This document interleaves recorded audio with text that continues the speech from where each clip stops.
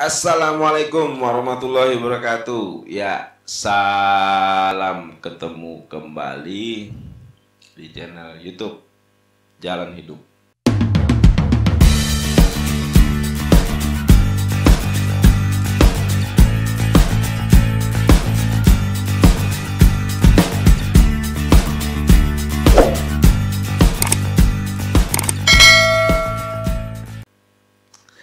Nah,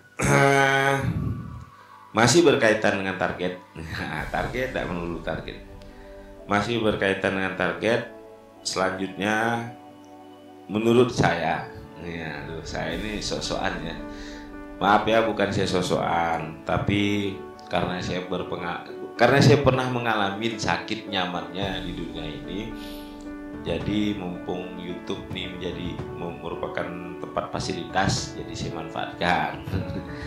Saya sih bukan mau melangkahi pakar-pakar ekonomi atau pakar teori marketing dan segala macam, tapi apa yang saya ceritakan ini tidak kurang tidak lebih apa yang pernah saya alami. Inilah yang saya ceritakan. Kalau teman-teman saya yang pernah jadi tim saya mungkin paham dengan saya kan. Makanya mereka menganjurkan saya buat bikin channel supaya mereka tuh bisa, ya katanya, Bang, siapa tahu nanti anakku udah besar jadi sales, sulit dia mau mendapatkan ilmu, ya aku suruh nonton video abang nanti. Aku mungkin dah tua kali. Oke, salah satu penunjang kita untuk mencapai suatu kesuksesan di dalam hidup,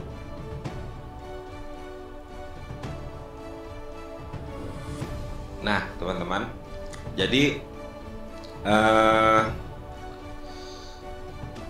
kita ini kan sebenarnya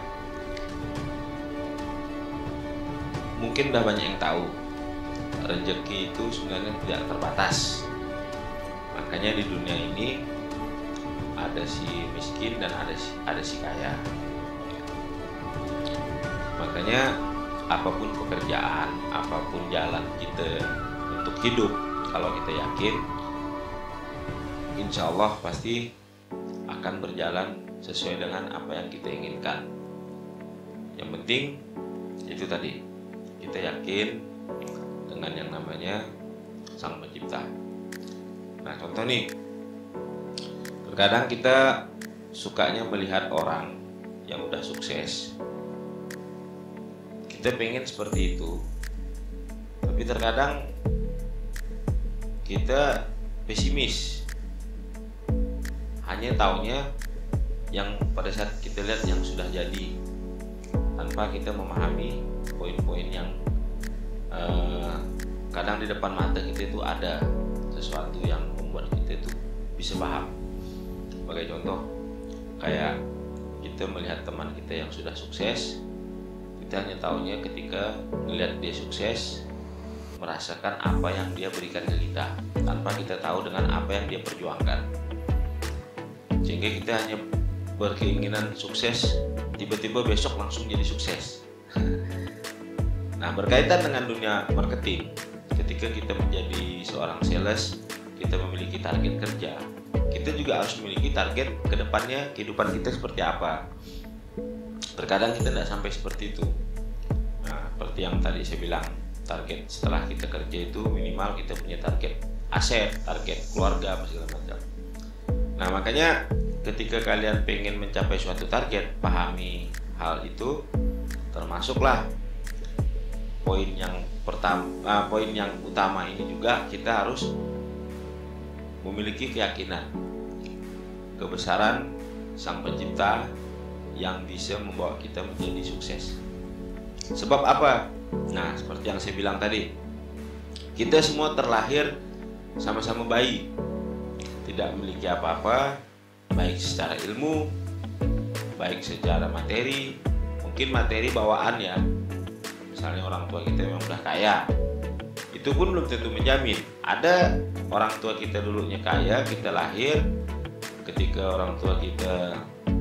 kita besar, orang tua kita justru jatuh miskin kembali atau apa. Begitu juga sebaliknya, dulunya kita terlahir dari orang tidak mampu, orang tua kita mungkin memiliki keterbatasan, tapi setelah kitanya besar, karena ternyata kita bisa mengangkat derajat dan ekonomi keluarga, orang tua kita segala macam. Nah, semuanya itu sudah sering kita alami di lingkungan-lingkungan yang ada di sekitaran kita. Cuman terkadang itu tadi kita sulit memahami. Nah, makanya ketika kawan-kawan ingin mencapai suatu target, fokus dan usahakan lebih banyak meyakinkan diri berbarengan dengan apa yang diinginkan dan dianjurkan, serta kemauan seperti apa sang pencipta itu harus kita jalankan. Nah, salah satunya ya pasti ibadah, berdoa, terus jangan lupa yang namanya sedekah. Apalagi dunia marketing. Dunia marketing itu sangat-sangat mudah sekali untuk kita arahkan nih. Ketika kita terjun ke dunia marketing, kalau mau kita arahkan menjadi pendosa atau mafia, dunia marketing itu sangat gampang sekali. Mau teman-teman usaha sendiri atau kerja di perusahaan, yang namanya uang sangat mudah sekali kita temukan. Mau mencurangin konsumen itu sangat mudah sekali. Nanti akan saya ceritakan di konten-konten selanjutnya. Begitu juga kalau misalnya dunia marketing ini mau kita bawa ke nilai ibadah, itu sangat gampang sekali juga.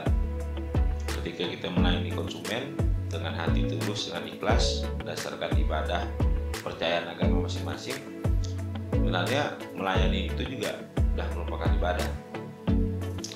Nah, makanya krusial sekali, sangat berisiko sekali kalau di dunia marketing, dunia seperti ini, kita sangat rentan, sangat mudah, sangat dekat sekali dengan yang namanya berkah.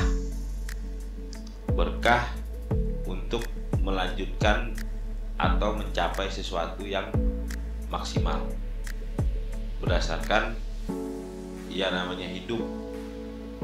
Nah, makanya saya pernah cerita di konten sebelumnya, kenapa dunia marketing ini bentuknya seperti ini. Nah itu tadi, karena marketing ini dari zaman Nabi pun sudah ada. Kalau kita kaitkan dengan individu masing-masing, dari kita bayi sampai kita meninggal pun kita udah berhubungan dengan dunia marketing. Makanya marketing, kedekatan marketing dengan hidup itu sangat-sangat dekat. Dan satu rahasia yang selama ini tidak pernah kita rasakan kalau kita di dunia marketing, ya teman-teman ya, berkahnya itu sangat terasa sekali. Kenapa sih bilang sangat terasa sekali? Teman-teman coba, ketika teman-teman bekerja sebagai seorang sales atau seorang pedagang atau seorang pengusaha, ketika teman-teman mau mencapai suatu tujuan, omset ke, profit ke, atau keuntungan ke, atau target ke, ya, nah itu sebenarnya juga termasuk target. Kan secara tidak langsung kita sendiri loh yang melakukan hal itu untuk mencapai sesuatu itu. Sebagai contoh, melobi, ketemu orang langsung, terus bergerak, pergi kemana, pergi ke suatu tempat, melakukan sesuatu hal, itu kan kita sendiri, dari kita sendiri yang melakukan. Nah coba, apa yang pertama kali kita rasakan? Sulitnya, capeknya, permasalahan-permasalahan di lapangan yang kita hadapi, itu sangat-sangat secara langsung itu kita rasakan. Dan yang lebih terasa sekali itu sampai kita mengeluarkan keringat. Coba teman-teman bayangkan. Nah makanya kalau kita sering mengadopsi kata-kata hasil keringat sendiri, hasil keringat sendiri itulah sebenarnya pekerjaan di dunia marketing. Kenapa? Nah, walaupun misalnya musim hujan, teman-teman ngelobi konsumen dan keluar keringat, tahu-tahu konsumen itu deal, ya itu sebenarnya bukan berarti keringat seperti apa kan. Tapi tanpa adanya usaha langsung dari kita secara pribadi, nah itu yang dikatakan secara langsung bahwa keringat sendiri. Sebab apa gini teman-teman, ada pekerjaan yang mana kita sukses tidak sukses kita melakukan pekerjaan itu, kita tetap mendapatkan gaji, tetap mendapatkan upah. Sebagai contoh, misalnya kita bekerja di suatu kantor, di suatu perusahaan, di suatu instansi yang kadang-kadang kita nih absen, habis itu apa yang harusnya kita kerjakan hari itu mungkin kita belit, mungkin kita malas, sehingga pekerjaan kita itu molor, besok lagi, sehingga pekerjaan itu yang harusnya diselesaikan dalam waktu seminggu terselesaikan dalam 1 sebulan. Tapi dia tidak memiliki suatu resiko buat reputasi kerja dia. Ada resikonya tapi tidak begitu penting, tidak begitu bagaimana istilahnya, beda kayak marketing lah kan.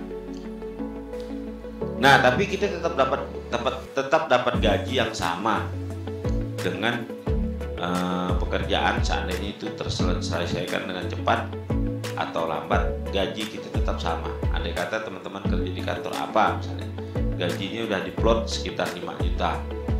Andai kata bulan ini teman-teman lebih banyak misalnya datang ke kantor main game, mumpung bos tidak ada nih, tidak nampak kan, terus santai-santai atau lebih banyak ke warung kopi, tetap gajinya diterima seperti itu. Ada enggak seperti itu? Ada pasti kan. Nah, beda dengan marketing loh. Marketing, andai kata teman-teman menganut sistem kayak gitu, maka teman-teman tidak akan mendapatkan penjualan, tidak mendapatkan target. Nah, kalau marketing, setahu saya seorang marketing ketika dia tidak mendapatkan penjualan akan berdampak kepada penghasilannya. Kalaupun misalnya penghasilannya tetap nerima gaji misalnya diplot sekitar 5 juta, pasti akan timbul suatu yang namanya teguran. Dan teguran itu akan memiliki batas waktu, ketika dah berkali-kali maka akan terjadinya tindakan sanksi.